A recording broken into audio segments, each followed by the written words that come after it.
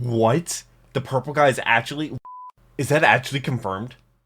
Generic intro into Decoded. We're here back with some more game theory of Five Nights at Freddy's videos. Today we're doing FNAF 5 Decoded, which...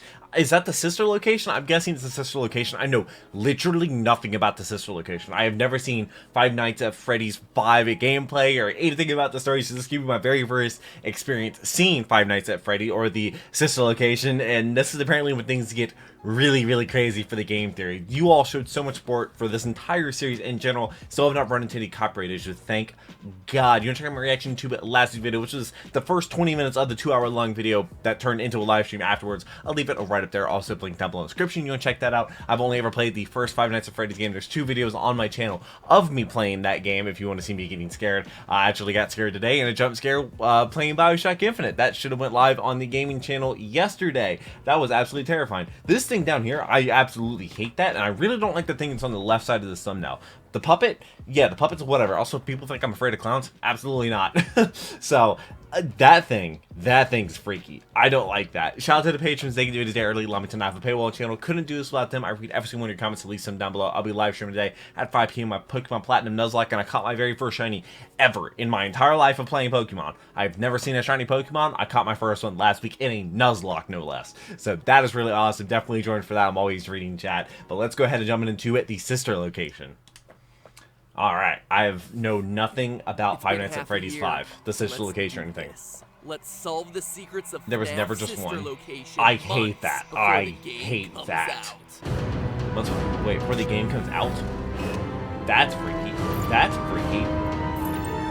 That's not that bad. Yep, that's freaky. Hello, Internet. That's freaky. Welcome to Game Theory, where today that's the just goal a theory. is to solve the biggest I still love because I literally have that exact same background on my. I've used that videos. For once, I'm gonna get the jump on you, Scott Cawthon, and here's how I'm gonna do it. Well, you tried it before, but apparently series get better from now on. On his site, but this time, this location. he's tipped his hand a bit too far. Enough for me to get a solid theory going on a lot of key elements we'll see hidden throughout a solid his theory. A solid theory. Sister okay. Location. And while some clues come from the teaser images and trailers themselves, the biggest revelations trailers. this time have come from the trailers VHS tapes or something that are like so really really bad. Comprehensive preview of what Scotty has in store, because by the end were like, we'll have yeah, don't do those. And I mean every element of this franchise. Nope, don't like that. Don't like it. Games to the novel to FNAF World. Yeah, apparently there's several books. A lot of people told me about that. I read every comment, like I said.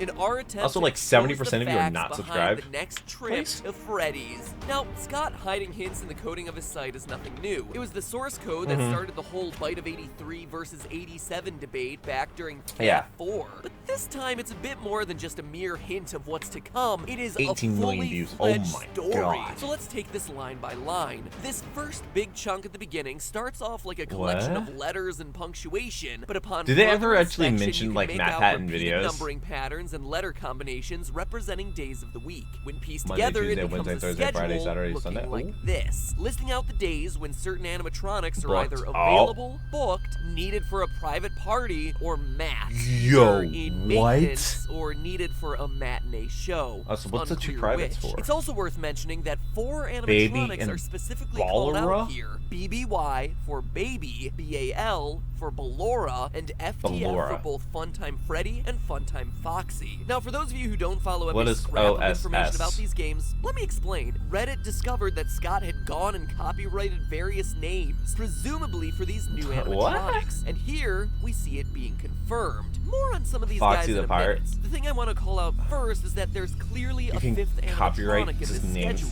05OOS. Out of service. But who could this be? In the trailer, we only see 4 animatronics. Well, that's where this teaser image god, the comes ballerina. in. A few weeks ago, this image was up on Scott Games. A mask with glowing eyes and a tangle of wires, almost like tentacles, accompanied by this text. That was in an SMG4 video I reacted to? Notice the grammar. I did the Mario. It's not everybody, but it's every space body. This is our 5th animatronic. Our out of service animatronic. Which looks like it's this busted. guy ain't being booked at any children's parties. I wouldn't book any of them at any party unless I was destroying them. Edited by Edward. That's not all we can conclude about him. The text indicates that a piece of him, there's a little soul, me in his everybody. mechanisms, whatever, is in every other animatronic body. So maybe this that's the haunted one that he's possessed the now other allows us to possess all the other ones. Controlling them, maybe which would explain the "Don't hold it against us" line from the teaser trailer we hear over and over again. Or more Don't likely, hold it against us, the dude. reason the other animatronics have life in the first place. That's what I think. That's what I'm thinking. It's kind of like the puppet from the original series, giving gifts, giving life. Hello, puppet. Or maybe this is the puppet. A new No, and rebooted no, version do not do this now, to stay me. with me The here. robotic One thing puppet. that we've No. largely forgotten about since his first appearance back Apparently in the puppet's FNAF good. 2 is how the puppet Don't character care. just didn't fit in with the FNAF world. Sure, as it kept making appearances in game after game, Don't like it. just kind Don't of like it. accepted its role, but seriously, It's way think too about long it. and skinny. FNAF 1 through 4 were all about animatronics with big, bulky bodies and an animal theme. But then insert the puppet, thin and with a human face, complete with red cheeks, crying eyes, and red lips. Features that we haven't seen on anything else until now. Fast forward to Sister Location and we see it doesn't have red faces cheeks everywhere. Ballora and Baby, rosy cheeks, lipstick. And now look at Day of the Tentacle over here. Notice that the ears what is the name? separate itself from the main mask part of the face. It's the exact same silhouette that our puppet's face has had since the second game. Additionally, if you look at the trailer for Sister Location very,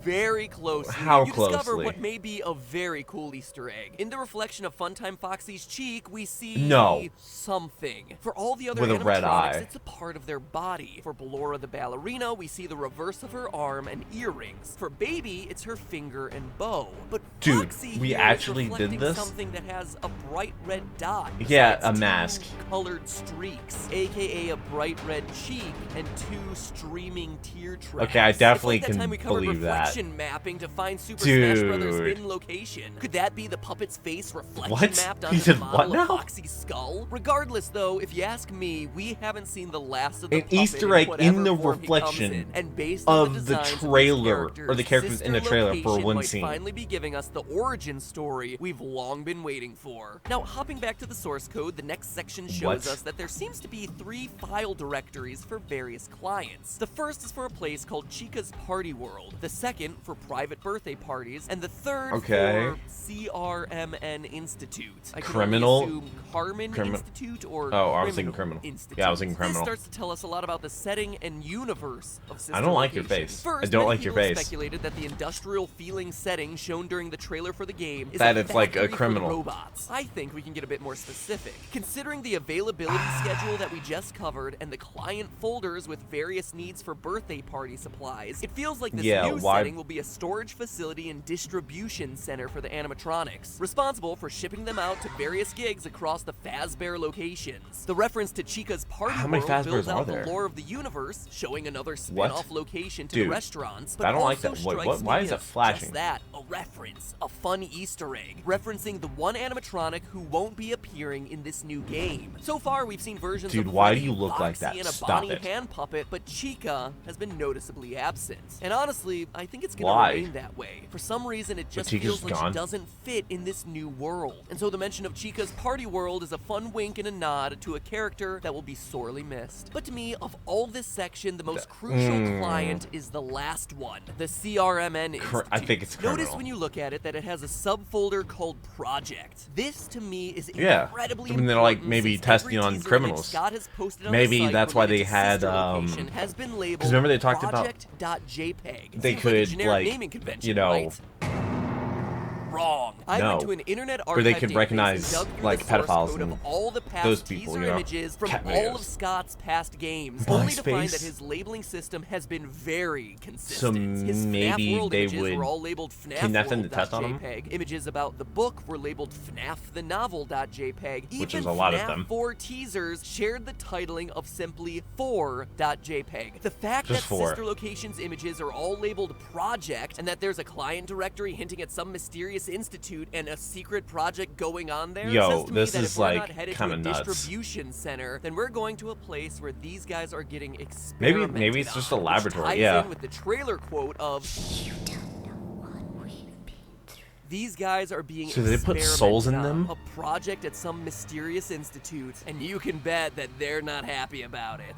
But perhaps the most that's a lot of crucial teeth. detail hidden in the source code is the last line. A line that blows the door wide open on the story for this new game. Service log, maintenance, CO, or care of, AFTN Robotics. Afton Robotics. What the heck is that? It's a good question. If you're like 99% of the fan base and only know the game, this might not ring a bell. Dude, I literally just thought it was a scary game. I had no idea. All 500 pages of the Five Nights at Freddy's Silver Eyes novel, then that name sets off all sorts of alarms. You see, in the book, the Fredbear and Fazbear restaurants were founded by two men. The first is named Henry. He's the father of the main which is still nothing compared to the Song of Ice and Fire books. The one responsible for designing and building the robots that we all know and love. The other co-owner was, ready for this? William Afton, and he was in charge of the business side of the restaurants. Paperwork, taxes, and things like that. So to see Afton Robotics in the source code teasing Sister Location is huge. So it means that the stories of Sister Location and Silver Eyes are linked. But get ready for this. Here's the bigger Are the books actually canon? By the end of the book, it's revealed that William Afton is not having a lot of work in these videos. Jesus Christ. The purple guy. Yeah, in the book, Purple Guy is revealed. Afton is the one who kidnaps and kills children while wearing Fredbear-themed suits. His first victim is Henry's son Sammy, followed by 4 other kids whose souls eventually possess the infamous suits. So, is that actually confirmed? Source code teasers, not only has Scott confirmed that the this purple new guy's game will actually be tied to the lore of the book, but will be dealing with a robotics company founded by and named after the child-killing Purple Guy. Now that's already a huge mind blow. And I'm about to go further, but before I do, let's address all from just looking at the code. The canonicity of the book. The internet, by and large, dismissed Silver Eyes under the assumption that Scott said it's not canon to the first 4 games, but that's not entirely true. If you read his entire statement, what did he actually say? It's hard for you, internet, since it's 3 whole paragraphs that aren't summarized with a TLDR line. He actually says, quote, "Sometimes the lore of something can become so crowded that you can't tell an original story anymore. The first 4 games and the books should be considered to be separate continuities, even if they do share many familiar elements. The book is canon just as the games are. That doesn't mean that they're intended to fit together like 2 puzzle pieces. The book is a reimagining of the Five Nights at Freddy's story." So it's a different story? And this makes sense, right? The first 4 games were crushed under their own convoluted lore and fan base dedicated to making every new toe added to Foxy mean something. No, I'm not saying that's a bad thing to have people enthusiastic about your story, but it does become limiting when you make continuity errors or want to do something new with these characters. Yeah, it's almost like they should make the game it becomes even more important. I still don't think it's out yet. Insert actual characters into this story. You can't make a movie out of some pre-taped phone tutorials and silent furry monsters. Thus, enter Silver Eyes, which builds out new characters, new faces, and new stories that can when be they told make the in Five Nights at Freddy movie, it's going to do the numbers. Separate canonicity of the book makes sense, but as Scott said, it's a reimagining, and obviously there's going to be a lot of crossover. And based on that Afton clue we just saw, Sister Location is going to be bridging the line more and more. So does any of this matter? Okay, because Afton's a character in that one. As long as that's what that abbreviation is for. To its logical conclusion, huge pieces start to fall in place. Let's start by working Is that actually the... I could believe that. Teasers, Sister Location's main animatronic is this clown girl, Baby. But the teaser trailer isn't the first time she appears. She's introduced Baby? at the end of the FNAF World Y'all know how I feel about children. Something we discovered in our playthrough of the game over on the GT Live channel. Once you collect all the characters and beat Chica's magic rainbow, wait, is this a non-scary game? You're immediately taken to a cutscene where a mysterious figure at a desk apologizes to you for creating a robot that cannot be deactivated. The bot's name? Baby. We then see a pair of eyes light up, telling everyone to take their seats before cutting back to the room to see the desk guy lying there dead, presumably killed by Baby. Now, many people assume that desk guy was Scott Cawthon since he's the creator of animatronics. It's gonna be William Afton, probably. FNAF world. However, it'd be weird for Scott. Yo, that's a non-scary FNAF game? I'd play that. From the FNAF in Space minigame, yes, again, FNAF World is a weird game, seems to imply that Scott is a separate entity from this desk guy creator figure. So if desk guy isn't Scott Cawthon, And then who else could he be? Well, now that we know that who Baby would work at a and Sister desk? Location both have ties to Silver Eyes, we can actually identify who this mysterious creator of FNAF World is. He's Henry, co-founder of Fredbear's and Purple Guy's business partner. How do we know? Well, not only is he the creator of the games and animatronics, they're brothers? his They could be death brothers. I also can believe lines that. up with the way he dies in the book. Stricken with How does grief that in the book? over the death of his son, Henry commits suicide in the living room by letting one of his animatronics kill him. One that remains nameless in the book, but is clearly not actually any of the core 6 of Freddy, Foxy, Chica, Bonnie, Golden Freddy, and Golden Bonnie. In other words, Henry the creator is killed in his home by a mysterious new animatronic just like we see happen to Desk Guy in FNAF World. The literally just line up. Now that's all the stuff that I feel that's slam dunk. That's easy. Now let's have some fun and take it even further. Admittedly, I don't think that this is where Sister Location is headed, but there is enough of an evidence thread to take us to some awesome extremes. So let's have a little bit of fun with that, shall we? First, notice how Baby is introduced to us at the end of FNAF World as 2 yellow eyes in the dark. And what's the first image we see in that game? 2 yellow eyes in the dark, along with the iconic ending line from FNAF 4, I will put you back together. It's also the last thing that we see in the true ending to the game. 2 yellow eyes saying, I will put you back together. Now, I know what you're thinking. I'm very broken. There's no way that those are Baby's eyes. 1, why would she say that when she wasn't even in FNAF 4? And 2, we all know that that line and those eyes belong to the imaginary friend, Psychic Friend Fredbear. He's here, he's there, he's everywhere. Who are you gonna call? Psychic Friend Fredbear. Well, don't be so sure. That's literally, I bet you, the same take. That's from the other one. The exact same one. Specific color for their dialogue. Number 787878 for the brother. FFFFFF for crying child. 57C0FF for the brother's friend, etc. Psychic Friend Fredbear's dialogue for all of his lines is always the FFFF57. Well, apparently the color shading in the last one was actually different. Friends, I will put you back together. It's different, but apparently Scott said actually just in a complete accident. FFFFA0. Similar, yes, but definitely different from Fredbear. So very intentionally, Scott made this a different character, but in a strange twist, it's actually a color of dialogue he said that was an accident. With one other character we see in FNAF 4, Pigtail This girl? Wait, well, pigtails. What does Baby have? The one who knows that the animatronics come to life and get stuffed with dead bodies. Coincidence? Yeah, or at least we all thought so last year. But look maybe at her Henry design, was trying to make a child because with reddish pigtails and big green eyes, just like the design of Baby. Hear that? So did Henry try to make his own child to replace his other one? But if the glowing eyes, shared dialogue, child died, right? similar designs, and repeated line of I will put you back together didn't convince you, it doesn't stop there. Remember the biggest lingering question from FNAF 4? The girls' room? No one had an explanation for it. I didn't have an explanation for it. And yet Scott felt it was important enough to the lore of the story to show have us. it. And now we might actually He could have done red herrings, because those are a thing. Part of the crying child's family. First, it would explain why we would see her color of dialogue reappearing in his final moments. As a family member, she would be there in the hospital with the boy as he tries to recover. And if she shares a connection with Baby, it would also tie together the random presence of Mangle in the room.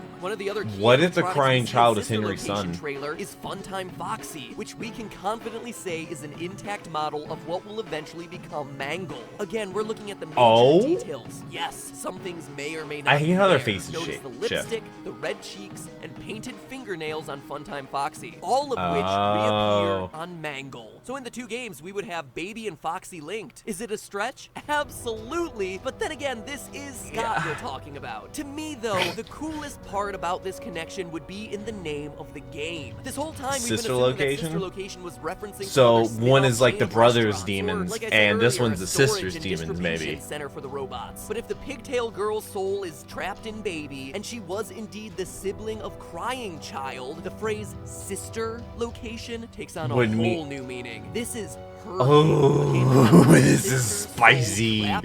This is so good. Revenge for her brother's death. Just don't hold it against her. What? You don't know what she's been through. Or maybe now you do. But hey, that's just a theory. A game theory. A game theory. Oh my the ball's lord. In your court, Scott. You should subscribe. That's for more nuts. Episodes of Game Theory. You should subscribe for more episodes of Game Theory. You should That's subscribe nuts. For more episodes of Game Theory. Or cast your vote. Are you excited? excited sister location? Yes. I'm excited for the videos. Or no. Click on one to choose. Yes or yesn't? Wait. Wait, you click on the screen? Probably when that was a thing on YouTube back in 2016, but YouTube likes taking away useful features. You know, like the dislike button, annotations, polls, links to other websites through the links in the top corner. They love taking away useful features all the time. And they like deleting channels as well without telling you what happened or anything like that. But this episode was so good, dude. Yo, and people said his series start to get really good at this point, and this is probably the best video I've seen from him so far. This is nuts. I really enjoyed this. I hope you did as well. I hope you're subscribed, and like I said, I'll be streaming at 5 p.m. over on Twitch. You can join my Discord server and get notified there whenever I go live. I'm playing Pokemon Platinum, doing a Nuzlocke, just got it for shiny. Oh my god. I think I have a hair in my mouth. The one problem with having a beard is you find hairs in your mouth all the time. But oh my god, I look forward to reading your comments. I read every single one of them. Like I said, I hope I made your day just a tiny little better, because that's what I'm here for. I really enjoyed this video. Definitely don't want to play the game, that's for sure. I haven't even seen gameplay of the game. I literally just saw clips of the trailer and the characters, and I don't want to play the game.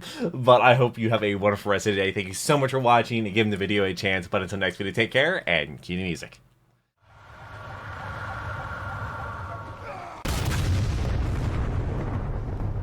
We were